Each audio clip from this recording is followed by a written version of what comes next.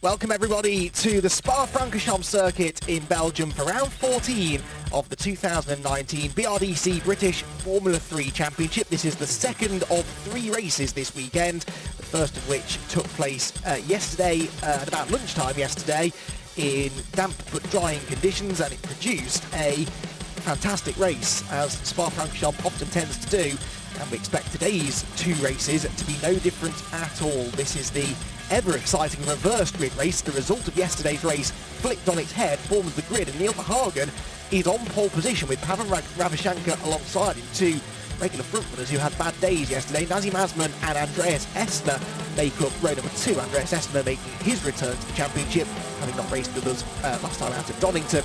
Josh Mason and Chris Wright are next together on the 3rd row of the grid. Josh Mason, who won this equivalent race last time out at Donington Park, will have to do so today from 5th. Benjamin Pedersen and Nico Verone are on row 4, with Spa Francorchamps and Lucas Pettersson making up the 5th row of the grid. Then we get some of the heavy hitters. Jonathan Hogarth, then second in the points, lines up 11th on the grid. East Pove had a good race yesterday as well and moved up a position in the championship as a result. And Hampus Eriksson and Kian Jewis make up the 7th row of the grid. And then down on row 8 is where we find the points leader, Clement Noblak, having finished yesterday in 4th position for the 4th race in a row. Then it's Manuel Maldonado alongside him, with Ayrton Simmons and Caelan Frederick at the back of the grid. Ayrton Simmons 3rd in the championship. Caelan Frederick arrived here 8th place in the points, but did manage to jump up 2 positions in yesterday's race after his race victory. Now, the second race of the weekend, being a reverse grid race, is not worth quite as many points. However, there are bonus points on offer, so you score 35 points for winning in race 1 or 3. The reverse grid race, you score 20 points for winning, plus an extra point for every position gained. So if you start, for example, last on the grid, 18th, and you finish 10th, you'll gain 8 bonus points because you gained 8 positions. So that's certainly what we'll be watching for with Caelan Frederick and Ayrton Simmons and Manuel Maldonado, our podium finishers from yesterday. They should be able to make some ground up, perhaps more easily here than at any other circuit that we visit, whereas the ones at the front, with fewer positions to gain, they'll be going all out for the race victory, to try and score their big points that way. So it is possible to actually, in theory, score more points for a race 2 victory. If you start last on the grid and win, you score 38 points, which is more than you would score for winning in either races 1 or 3, but at most circuits that wouldn't be particularly likely to happen. Here at Spa, though, with the effect of the slipstream, and these cars, I was being told earlier on this morning, really do provide a fantastic slipstreaming opportunity that may well allow some of those drivers further back to make some fairly rapid progress. So we'll keep an eye to the front of the grid, to the back of the grid, and in the middle of the grid as well, where it's also likely to be fairly entertaining. And we will no doubt be thrilled for the 20 minutes of racing for the BRDC British F3 Championship. It's 9 laps or 20 minutes, whichever we get to first, but as it happens, yesterday 9 laps took 20 minutes, so it will be somewhere in that region, unless it rains, which is threatening. It's a little overcast, although it's clearing up slightly now. And there wasn't any rain forecast last time I checked, but the forecast changes every 5 minutes, so who knows, we are at Spa after all. What I do know is we are about to get a race start, because the green flag has waved at the back of the grid. Neil Verhagen and Pavel Ravichanka make up the front row of that grid, which bursts into life as the race gets underway. Good start made by Nazim Azman there, the number 7 car from row number 2. Also Jonathan Hogarth there, the white number 3 car, diving up the inside of everybody, is already making up places hand over fist. It's Ravichanka that leads though, ahead of Verhagen. Verhagen did not get a good start. One car runs out wide through the first corner. That might have been Andreas Estner. He's not the only one that runs the wrong side of the rumble strip. That will really have jumbled the order significantly in the midfield as they race downhill now steeply into the Eau Rouge and Radion section, one of the most famous sequences of corners in world motor racing, and they're all thankfully through it safely in one piece. Then the slipstream starts to take effect as they head down the Kennel Straight towards Lake Carve, and already the side-by-side action beginning. Ravichanka with the race lead, then Verhagen in the tow trying to challenge, looks to the outside, looks to the inside. Neil Verhagen going for the race lead. He's later on the brakes and he goes through. So Neil Verhagen back into the race lead. Behind us, locking up a plenty. Kian Jewis there trying to go around the outside. Number 17 is Clement Noblak. 4th yesterday again. Sick of finishing 4th. I'm sure you'll be dying to get onto the podium, and he's making some good progress already in this race. But that was a brilliant move made by Neil Verhagen, and that was a prime example of how you use the slipstream here at Spa. Pull out at the very last minute, try to get to the inside if you can into Lake Carve, and from that point on it's a relatively easy move. So it is Verhagen that leads the way. Ravichanka is second. Third position, I think, is Andreas Essner, despite that wide run through the first corner. Yes, it is. That is the number 16 car, followed by Josh Mason in fourth place. Running wide there, just behind them was possibly Benjamin Pedersen, I think. Yes, it was, the number 20 car. And then it is Spa Francorchamps by the looks of it. Side by side here then between the two teammates going through the pit path section. This is the fight for third position then, as Andreas Essner is trying desperately to fend off Josh Mason, his Lannan Racing teammate. Lannan have won just the one race this year, which was Josh Mason's win, as I said, in the reversed grid encounter at Donington last time out. Right now, those two drivers fighting for the bottom step of the podium. Replay here then of some of the shenanigans on the opening lap then through Les Combes. Side-by-side action, three abreast as you do. Over the curbs, oh, and off, in fact, into the gravel trap with broken suspension has gone Kalen Frederick. That was Kalen Frederick, I think, yesterday's race winner. And yes, Kalen has not made it out of the first sector, so that is real drama then for Kalen Frederick, who had been making progress in the championship, but the man who won yesterday's race, it was his third victory of the season, in fact, is off the road, and that is going to bring about a unfortunate safety car period. There is Frederick. Now, he had right rear suspension damage. I'm no Sherlock Holmes, but I reckon that means he probably had contact with somebody, and therefore there may be another damaged car out there somewhere. Who else has lost ground? Spa Francorchamps lost 8 positions on the opening lap. Chris Wright lost 7, so it may well have been one of those two that unfortunately have come to blows, but we can only speculate at this stage. What we can tell you is that Frederick is out of the race, and that is a real disappointment. Kalen has only had 3 podium finishes this year, and all of them were race wins, so he has been a bit of a win or bust driver this season. Here's a replay. So Frederick is one of the blue Carling cars a bit further down the order, and he's one with the yellow highlights, and he had a car up the inside, but I couldn't see at this distance who it was, and then there he goes. And we unfortunately don't quite catch the next driver in shot, but Frederick out of the race then with that damage, and the team will now have a bit of a repair job to do before race 3 of the weekend, which comes up at about 3 o'clock local time later on this afternoon. So a slightly dramatic start to the race, as you might have expected. The early exchanges here at Spa tend to be a bit frantic, and today no different as it turns out. Neil Verhagen, having briefly lost the race lead, has got himself back in front. Now Neil Verhagen is on used tyres, so lightly scrubbed tyres that he would have run in a practice or qualifying session earlier on this weekend. Pavan Ravichanka in second is on a fresh set of tyres, and that possibly helped his launch off the line. He got the lead fairly cleanly into the first corner. There was a lock-up from Verhagen in second, and then 1 or 2 running out wide, and it was a lively run through the first corner as we expected. I think one of the cars running wide there was Caleb Frederick, which possibly is what put him in the Hornets' nest then, going down the Kemmel Straight into Les Combes. Jonathan Hoggard there, the car going down the inside of everybody, but in the end actually dropped back in line, wasn't really quite able to make as much progress as it looked like he would.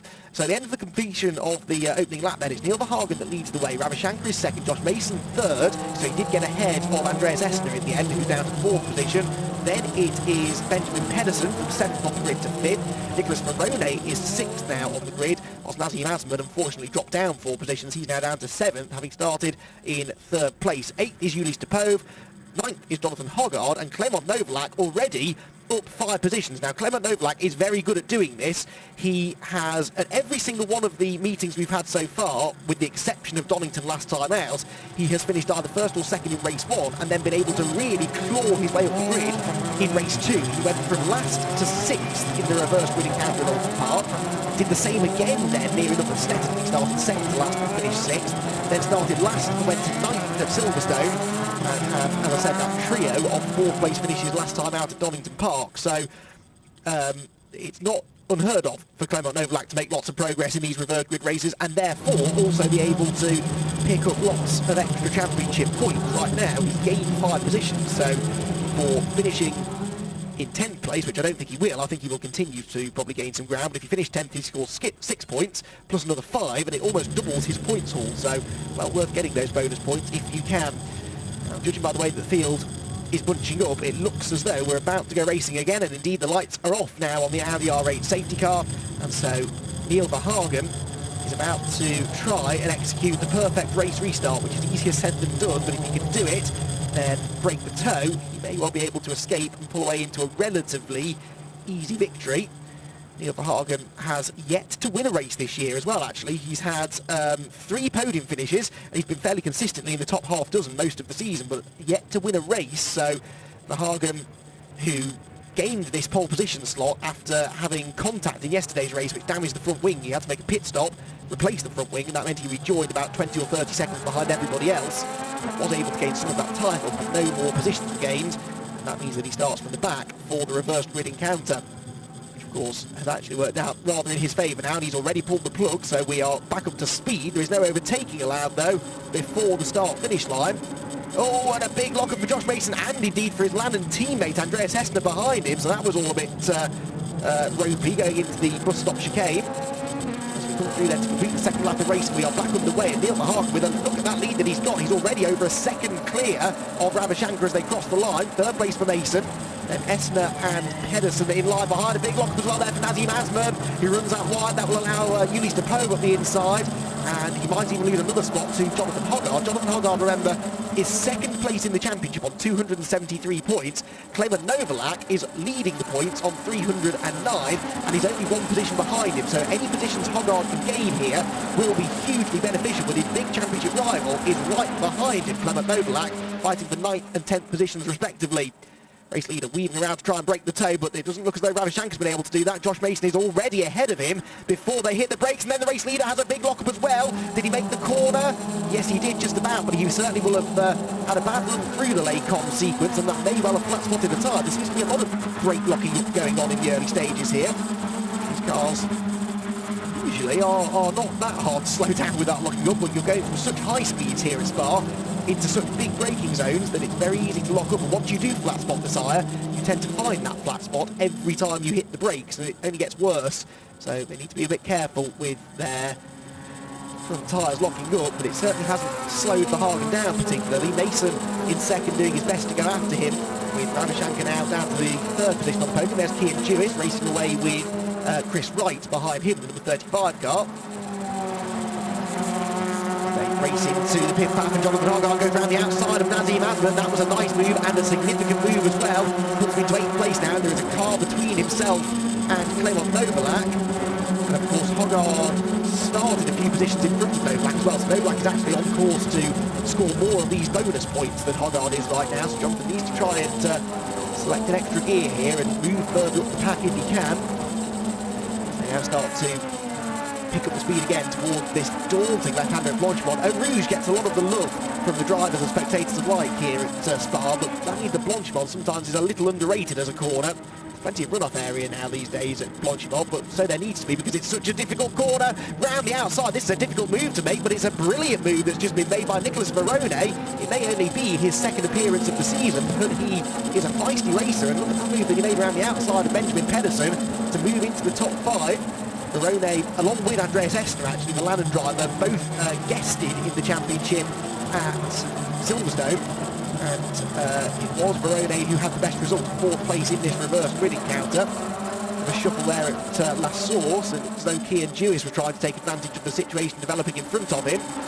Right at the front of the field, though, Josh Mason is going quicker than Neil Verhagen. He's just set the fastest lap of the race and closed the gap down to just under 0.6 of a second. But look, he's right with him now. So Josh Mason, going for the race lead, has had a brilliant run out of Radion. He pulls alongside and he's through already. So Josh Mason gets himself ahead of Neil Verhagen. This is the sort of slipstreaming action we were hoping to see here at Spa, and that's exactly what we've seen. Mason's a bit tardy through the chicane, but gets back over to the racing line for the final part, and is into the race lead. So Josh Mason, who is looking for his second consecutive race 2 victory, having taken top honours at Donington last time in a reversed grid race, is he about to deny Neil Verhagen his first victory when he goes off the track? Does Josh Mason? Now, if that's not exceeding track limits, I don't know what is. He's not the only one though, because Nicholas Verone also just did the same thing in the background. Once you're out in front, you are a little bit of a sitting duck. That slipstream is so powerful. Verhagen's got another run on Mason now. Pulls alongside to the outside line, down to the chicane. This is a brave move to make, but he's done it. So 2 lead changes in half a lap. Fantastic racing, and this is bringing Pavel Ravichanka back into play as well. Also, the 4th place man, Andreas Hessner, is joining in the fun. And what could soon become a 5 or 6 car lead train is only getting tighter together. And now we head into another slipstreaming opportunity up the hill towards Francorchamps. And can Josh Mason maybe start to build up another attack? Fantastic stuff this. 8 minutes and 40 seconds left on the clock as well, so plenty of time for this to keep on chopping and changing. There's Jonathan Hoggard, by the way, just behind the orange car, Benjamin Pedersen. So Hoggard is ahead of Ulysses Capone now. And the leaders are indeed now side by side into the bus stop chicane, and Josh Mason trying to make this 3-lane changes in a lap, and he does it as well. Nicely done. Charge around the outside is Andreas Essner, who gains 2 positions. And no, Verone around the outside of 2 cars from 5th to 3rd. That was one of the moves of the race. He goes ahead of Andreas Essner and Pavel Navashenka. I couldn't believe at first that it wasn't Essner, because Essner was 4th position. You expect him to be the one that was attacking Navashenka, but no, it was Nicholas Verone who gains 2 further positions. Now Verone started 8th on the grid, he's into 3rd now, and appears to be the man with the speed right now. Down the hill again, into Eau Rouge. Good exit from here is crucial. Keep an eye on that 3rd place car, the white and red number 25, the Hill Speed run machine of Nicholas Verone. Hill Speed have not won a race this year, and I think I'm right in saying they're the only team who haven't won a race yet this season.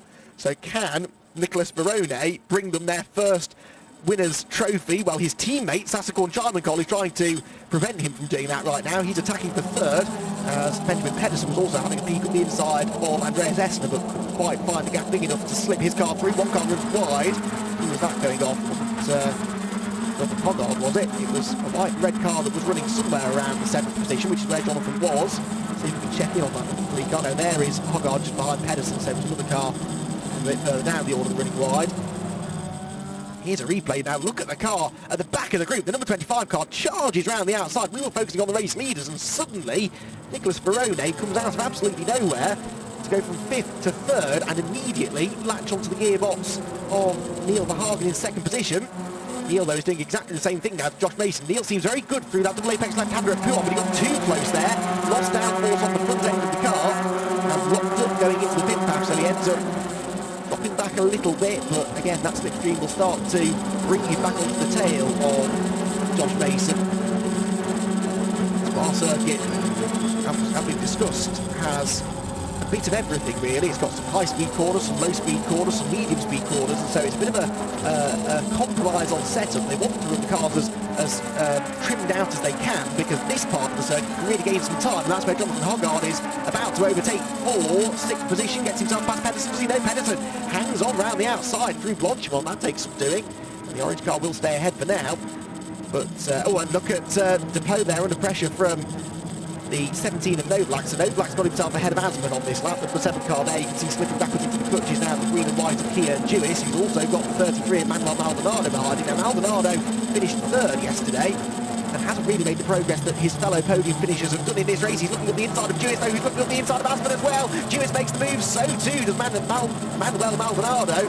And unfortunately, they all rather held each other up, and so it looked as though maybe that was Chris Petterson, who was, Lucas Petterson, who was about to come past the wall. And yeah, the blue car has gained some position there. The number 22, he got past Asman, and he got past Maldonado as well.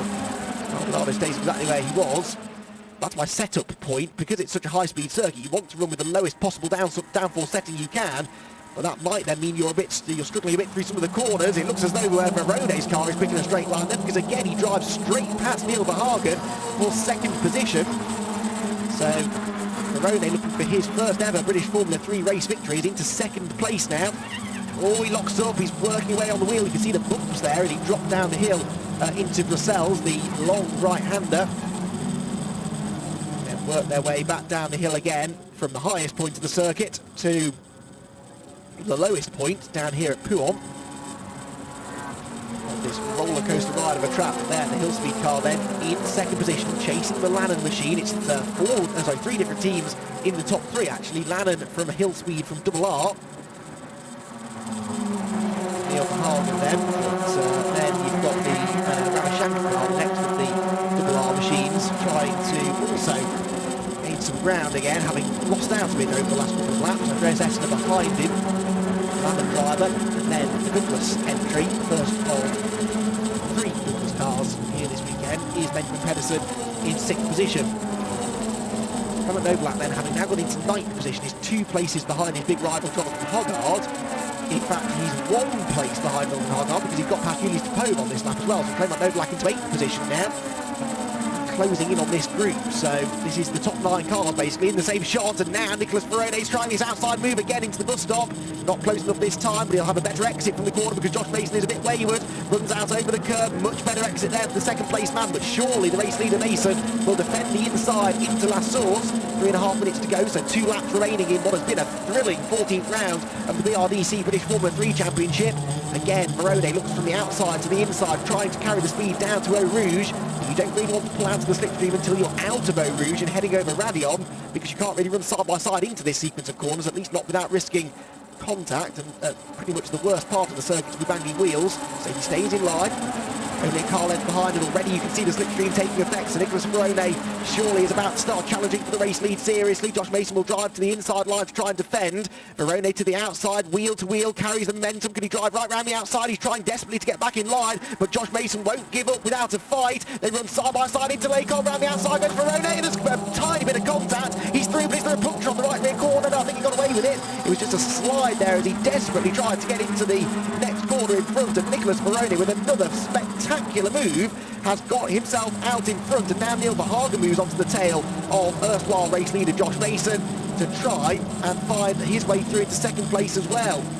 This is remarkable racing then. We've had 7 different victors already this year, and now Nicholas Verone might be on course to make that 8 race winners from the first 14 races of the season. But he's still got to defend for another lap and a half. Can he break the toe? He's doing a good job of it so far, getting away from Josh Mason through this middle sector. I expect this to be a good middle sector time from him. He locks up though into the right-hander at the pit pan. That's just not really what you want to be doing. He's pushing so hard to try and break this slip. If you get about 3/4 of a second to a full second ahead of the pack behind, then they shouldn't really be able to get a noticeable toe from you. That is the target then, and his middle sector time is not quite as quick. He's almost a full second quicker than Mason behind him. Has now broken clear by nearly a full second as they head up the hill towards Puon. Ravashanka attacking Neil Verhagen for third. Verhagen, the American driver, in danger here of falling off the podium, having led early on. Jonathan Hoggard there also trying to gain some ground, and Julius Popov appears to be back ahead of Clement Noblak now into 8th position. So those two are swapping positions by the lap. So Jonathan Hoggard needs to really try and take advantage of this. Yeah, you can see the 55 car, the white and blue car, is ahead now, blue and red, of number 17, Clement Noblak. The leaders come through then, 7/10 of a second between the top two. The fastest lap, by the way, set by Sasakor Charmancol. Charmancol started 9th and has dropped right to the back of the field, so he must have had an issue somewhere, but Charmancol is now into 13th position and only actually 5.6 seconds off the race lead, given how close the pack is bunched together. Final lap there, so I'm not sure he's going to make much further progress than that. Eau Rouge they go. Over the top at Radion. Charmancol's next target will be Lucas Pettersson. I think that was the battle we were watching there as the leaders weave around. Nicholas Verone trying to defend the race lead for the final time into Lacombe and succeeds in doing so. That was an important defensive move there, because apart from really the running to the bus stop now at the end of that, there aren't that many other particularly obvious overtaking opportunities for Josh Mason to exploit. And in fact, he's now watching his mirrors to try and keep Neil Verhagen behind him. Verhagen in third position then with Ravashanka behind him. Out over the curbs, Mason has to try and stay with Nicholas Verone here through this middle sector, but this is the hardest part of the track, to stay with a car in front, because you're running in that dirty air, your aerodynamic parts of your car, the front and rear wing and whatnot, are not working as efficiently as they should do. So it can be hard to follow that closely. Side-by-side action in the background there. That was Benjamin Pedersen, trying to go around the outside of Andreas Essner for fifth. It didn't work though, so Essner, the 16 car, stays in front. Another snatch of a break there for Verone. There's only one more braking zone to be done now. It is the biggest braking point on the track though. Top gear right the way down to one of the, if not the actual slowest corner on the track at the bus stop chicane. But I don't think Josh Mason is going to be quite close enough to get a significant toe of the hill. And it looks as though Nicholas Verone is about to take his first ever victory in the BRDC British Formula 3 Championship. Through Blanchimont they go for the final time. The real battle is the one for 5th position to see whether Essner can fend off Pedersen, who's weaving around in his mirror but can't get through. Kian Jewis there getting 2 places in the background. What a move that was. We'll try and get a replay of that in a moment, because for now we have to focus on the race leader and the race winner. The 8th different winner of the season is Nicholas Verone, after a spectacular drive from 8th on the grid with some really brilliant outbraking manoeuvres, and Verone takes the victory for Hillspeed, and it's Hillspeed's first win of the season as well. 2nd place goes to Josh Mason, 3rd Neil Verhagen, 4th Ravichanka, 5th for Andreas Essner, 6th was Benjamin Pedersen, 7th Hoggard, and then Kian Jewis, who got past Ulysse Topov and Clement Novalak at the last corner. Look in the background, the green and white car is driving around the outside of Novalak now, and he goes from the outside of Novalak to the inside of Ulysse Topov. That was an epic move, and that actually opened the door for Novalak to get past Ulysse Topov as well, and he beat Topov to the line by 96 one-thousandths of a second. That was a spectacular bit of driving there from Kian Jewis to gain 2 positions, and it prevented Clement Novalak from being able to gain any ground on the final corner as well. So Verone then with the victory, Mason 2nd, Verhagen 3rd, Ravichanka 4th, and Andreas Essner in 5th. Then it was Benjamin Pedersen, Jonathan Hoggard, Kian Jewis, Clement Novalak down in 9th in the end, so not his best race 2 result of the season, with Ulysse Topov rounding out the top 10. Then Manuel Maldonado, Saskia Charmenkol, Lucas Pettersson, Hampus Eriksson, and Ayrton Simmons was down in 15th. So Simmons, having finished 2nd yesterday, must have had some issues there, was not able to gain the progress I thought he would. Nazim Asman was 16th, Chris Wright was 17th, and Caleb Frederick the only retirement after being deposited into the gravel trap at Les Combes on the opening lap. Well, here are some of the highlights then of what was possibly the race of the season for the British Formula 3 Championship. A good start made by Pavel Ravichanka from the outside of row number 1, put him into the lead into the first corner, with Polted Neil Verhagen dropping down to 2nd position. Further back, there was side-by-side scrapping aplenty amongst the championship contenders coming from the back of the grid, whilst it only took Verhagen 3 corners to get the race lead back. Sadly, he would not stay there till the flag. Carlin racer Caleb Frederick, yesterday's winner, was out on the first lap up at Les Combes. That brought a brief safety car period out, after which all eyes were on Nico Verone, who was driving around the outside of everybody, it seemed, working his way up the order. Josh Mason and Neil Verhagen then set about debating the race lead, changing positions almost by the corner, as Verone made the move of the race, or one of them anyway, going around the outside of 2 cars into 3rd at the bus stop, and then up the inside of Verhagen for 2nd at Les Combes not much later. He then set off after the race leader, Josh Mason, who had tried to pull away, but was not able to succeed in doing so, and it was another really brave move around the outside of Les Combes. There was a tiny touch between the 2 of them, but Verone came out on top and led to the flag after a brilliant drive. He is your race winner in round number 14 of the BRDC British Formula 3 Championship. So the 8th different winner and the 7th different team now to win, which does mean that every one of the teams that are regular entrants in the championship have been able to take race victories this season in what has been a wide open championship campaign, possibly one of the most competitive championship campaigns we've seen for quite some time. So points wise, there were 36 points separating Novalak and Hoggard. Now Hoggard finished the race in 7th, Novalak 9th, so that is a 2-point swing for Hoggard. However, I don't think he gained as many positions, did he? No, Hoggard started 11th and finished 7th, gained 4 bonus points therefore, whilst Novalak started 15th and finished 9th, so he gained 6th. So actually, despite the fact he finished behind his big rival, Novalak will extend his championship lead due to the quirks of the bonus point system. For race 3, though, we go back to a grid set by qualifying times. The 2nd fastest times from qualifying yesterday morning will set the grid for race number 3 of the weekend later on. So Ayrton Simmons will be on pole for that race, with Ulysse Topov 2nd and Neil Verhagen 3rd. And then where will our contenders be? Well, Hoggard will be 9th position, with Clement Novalak just 1 position ahead in 8th. So again, the 2 drivers run out of 2 of the biggest single-seater teams, Carlin and Fortec, will be right together on the grid. But in that one, any positions that Hoggard finishes ahead of Novalak will be genuinely points gained. You can see the broken rear suspension on the number 8 car of Caleb Frederick. What a disappointment that was for the man who won his 3rd race of the season yesterday.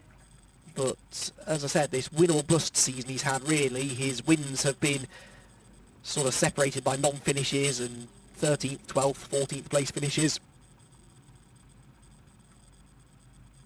And so Frederick, unfortunately, not been able to really build up the consistency that you need to win a championship. Well, it's an interested crowd who have gathered to watch the racing here at Spa, and very shortly to watch the podium presentation for the second BRDC British Formula 3 race of the weekend.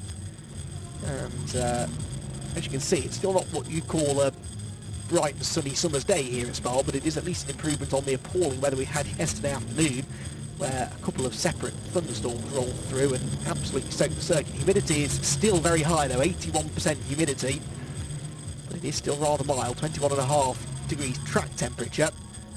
Feels warmer than that in the air, to be honest, but it's only going to get hotter as the day goes on. Wherever you go around the Spa circuit though, there are some fantastic vantage points, great for photographers, great for just the casual spectator as well, because you get to witness racing on one of the most famous circuits in the world, and a circuit that is old school and enjoyable to drive, and it's something that, you know, a lot of the drivers say they love about this place. But what we love as fans of the sport is that you can really race here on this circuit. If you tried to design a better racetrack, I really think you'd struggle. It's got everything. It's got corners that the drivers love. It's got sequences of corners that provide great side-by-side racing. And look at the setting. It's built into this Ardennes countryside, and with the rolling hills and the forests sort of almost looking like they're encroaching upon the circuit at times, it has a real old school vibe. And there you literally do sit amongst the trees trackside as you enjoy the racing here. These guys enjoyed their racing definitely, and they're making their way onto the podium now then. Our top three finishers from our second race, and Neil Verhagen, having led in the early stages, ends the race in third position. But it's another solid podium there for Neil Verhagen. That will be his fourth podium of the year from 5 race meetings. Second place goes to Josh Mason. Josh Mason not quite able to replicate his victory last time out, but it is his second podium appearance. But for Nico Verone, Nicholas, he prefers Nico, we're told, that is his first ever podium in BRDC British Formula 3. It's his first ever win as well. And yes, it was a reversed grid race, but don't take anything away from it, because he came from 8th on the grid, and in a category like Formula 3 where supposedly overtaking is not the easiest of things to do, that really was a spectacular effort, and he made some overtakes that will live long in the memory, I think, for those who witnessed them here today, particularly down at the bus stop. They moved around the outside there. The only one making good overtakes at that part of the circuit, but to go right around the outside of 2 cars, it really takes some doing. So Nico Verone then, the race winner here in the BRDC British Formula 3 Championship, and he'll be hoping to replicate that later on. He may have a slightly harder time of doing that. We'll start our final race from 11th though, so only actually 3 positions further back from where he started this one, so you never know. Take the champagne to enjoy later, I think. They've got another race to go, so they don't want to get all hot and sticky now. But 3 very happy drivers, and they will be back out on the circuit at 3 o'clock local time, so that's 2 o'clock UK time. For those of you who want to tune in to enjoy our third race a bit later on. So that is it then for the second BRDC British Formula 3 race of the weekend. As I said, be sure to tune in again at 2 o'clock UK time, 3 o'clock Central European time later on this afternoon for the third and final race of the weekend.